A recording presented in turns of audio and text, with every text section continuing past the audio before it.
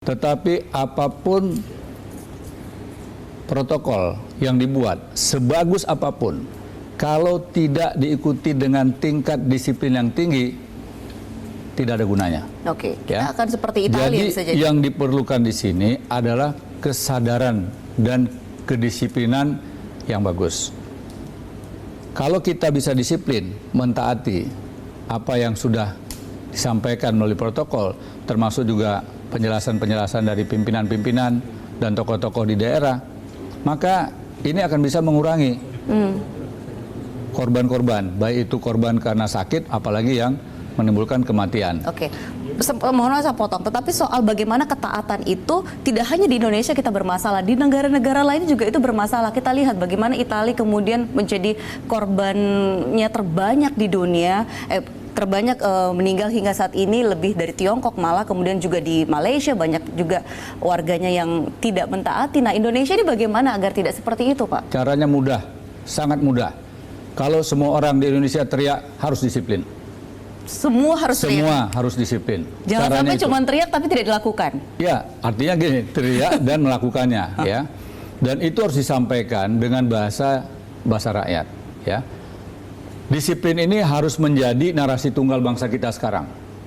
Tidak usah lagi berdiskusi tentang sesuatu yang panjang lebar, tetapi bagaimana sekarang narasi tentang disiplin itu bisa dipahami oleh seluruh masyarakat. Nah, kalau sudah disiplin, saya yakin kita akan bisa mengurangi, ya. Yang masyarakat yang rentan ini akan saya bagi 3 misalnya, ya.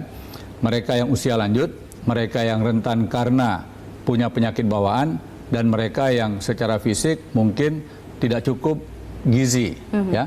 Nah, kalau ini bisa dipisahkan dari mulai sekarang, apalagi daerah-daerah yang mungkin belum terpapar, mereka dilindungi dulu untuk beberapa hari dan beberapa minggu ke depan, maka kawasan itu pasti akan selamat. Oke, cara pemisahannya seperti apa, Pak? Ya, di tiap-tiap kelurahan sudah ada data siapa yang usia lanjut, ya, kemudian juga siapa yang punya penyakit bawaan, ya, termasuk mereka juga yang secara ekonomi mungkin kurang begitu bagus. Nah, inilah kesempatan kita untuk bergotong royong, untuk saling menolong, ya. Nggak bisa dikerjakan hanya oleh 1-2 orang, tetapi harus dilakukan secara bersama-sama. Saya mengatakan ya, ini adalah operasi kemanusiaan berbasis kolaborasi pentahelix yang juga didukung oleh civil society, berbasis komunitas. Kalau semuanya ini bergerak, pengusahanya ikut bantu, ulamanya ikut bantu, tokoh-tokoh budayawannya ikut bantu, anak mudanya ikut bantu, kita bisa dengan mudah melakukannya.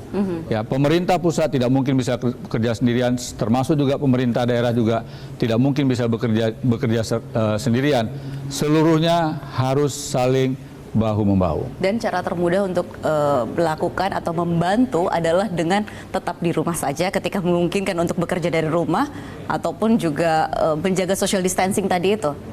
Nah, kemudian bagaimana lagi-lagi untuk implementasi seperti apa selain social distancing, kemudian juga berdiam saja di rumah. Nah, yang lain-lainnya ini seperti apa, Pak? Misalnya kita bicara soal bagaimana kemudian wacana, masih ada apa ya? Masih ada informasi-informasi salah yang banyak beredar di masyarakat, sehingga membuat masyarakat juga mungkin resah seperti itu. Kemudian juga masih ada wacana-wacana liar, misalnya wacana lockdown, padahal jelas-jelas pemerintah pusat mengatakan bahwa tidak ada pilihan itu untuk Indonesia. Nah, ini bagaimana? Kepatuhan dan ketaatan terhadap pemimpin nasional, ya, dalamnya adalah Bapak Presiden sebagai kepala negara, dan kita sebagai warga negara harus tunduk dan loyal dengan keputusan kepala negara. Ibaratnya kepala negara ini sebagai lokomotif dan kita semuanya berada pada gerbong, pada rel yang sama, maka apabila kita tidak menjaga keseimbangan yang ada di dalam gerbong, maka kereta itu bisa terguling, ya.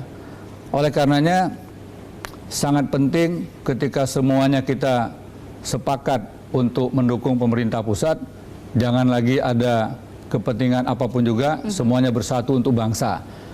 Ini adalah salah satu kesempatan kita juga untuk menunjukkan, untuk membuktikan bahwa sebagai warga negara yang baik, kita harus taat kepada Undang-Undang Dasar 1945. Pasal 27 mengatakan setiap warga negara wajib dan ikut serta dalam bela negara. Ini bagian dari bela negara. Ini bagian daripada bela negara.